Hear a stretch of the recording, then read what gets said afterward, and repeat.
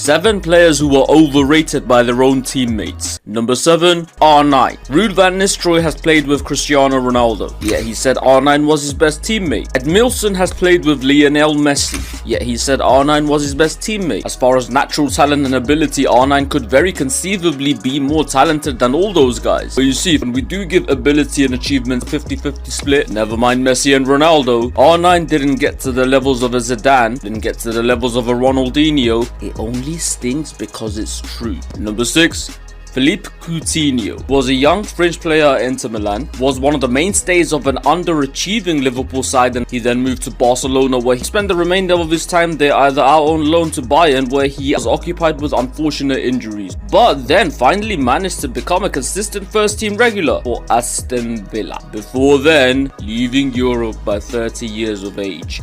Number 5, Marcus Rashford. Poor IQ, poor with his back to goal, poor with the ball at his feet, poor passer of the ball, poor crosser of the ball. Poor kids look up to him, and rightly so, but on the pitch you can either describe him as poor or even take the R away from that word if you wish to be mean. Number 4, Riyad Mahrez. Majority of the Leicester players point to him when asked who the best player of that legendary team was. He also won PFA Player of the Year that year. Reality, without Mahrez, they'd still be in the neighborhood of top 4. Without Kante, Leicester City, much like the previous year, would have been battling relegation. Number 3, Ryan Giggs. He was no doubt a world-class winger in his prime, but still a level below Gareth Bale, Sadio Mane, Mohamed Salah and David Beckham, and nowhere near the likes of Premier League Ronaldo. And while he did eventually become a very useful centre mid, it was far from smooth sailing, with Giggsy in fact getting a lot of stick from his own fans in the beginning of this process. Number 2, Paul Scholes. I don't care about how Ronaldo wasn't in his prime at United. I don't care how cleanly Scholes strikes a ball. I don't care about how amazing Scholes is in training. And I don't care about how quiet, unassuming and therefore likable he is. CR7 from 2005 to 2009 did more than enough to eclipse everything Paul Scholes did, and some United players simply don't recognize that. Number 1.